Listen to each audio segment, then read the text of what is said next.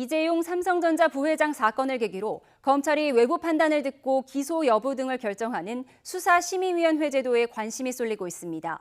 수사심의위는 소집에서부터 심의까지 여러 차례 절차를 거치는 과정이 마치 재판 3심제와도 닮은 꼴인데요. 제도 도입의 취지를 살리고 남용을 막기 위해서는 보완이 필요하다는 목소리도 적지 않습니다. 이종원 기자입니다.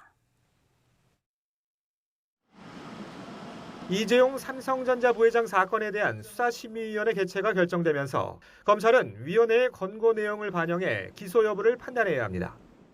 그런데 수사심의위는 전문가 그룹이라고는 하지만 법률 전문가만 있는 건 아닙니다.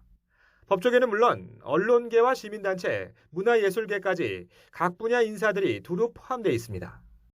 전문적인 법률적 판단으로 기소 여부를 결정할 수 있을지 의문을 제기하는 목소리가 나오는 이유입니다.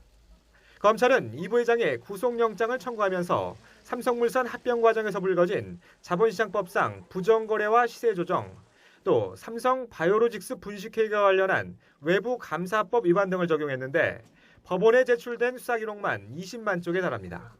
그러나 수사심의위에 검찰과 이 부회장 측이 제출할 의견서는 규정상 30쪽을 넘을 수 없습니다.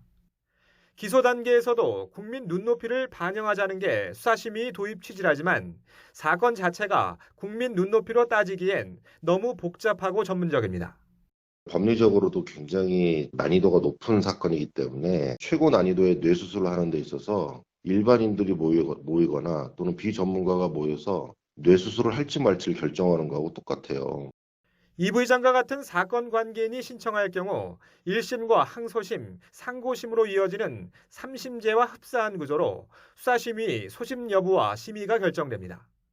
단계별 회의가 열릴 때마다 검찰과 피의자 측은 의견서도 제출하고 심의기일엔 직접 참석해 프레젠테이션과 질의응답 과정을 거쳐 승패가 갈립니다. 재판 시작 전부터 사실상 법정 공방을 재연해야 하는 셈이다 보니 물리적인 시간에다 추가 비용도 불가피해 평범한 시민에겐 거리가 먼 제도라는 지적도 있습니다. 제도의 어떤 취지를 공감 못하는 건 아니에요.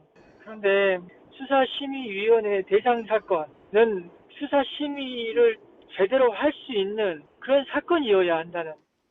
도입 2년이 채 안 돼 지금까진 8차례만 소집됐지만 이 부회장 사건을 계기로 널리 알려지면서 힘 있는 권력층 인사들 위주로 남용될 수 있다는 우려도 있습니다. 수사심의위원회 도입 취지를 살리기 위해서라도 심의 대상을 강력 사건 등으로 제한하거나 심의 구성을 좀 더 세밀화하는 등 제도 보완이 필요하다는 목소리가 나오고 있습니다. YTN 이종원입니다.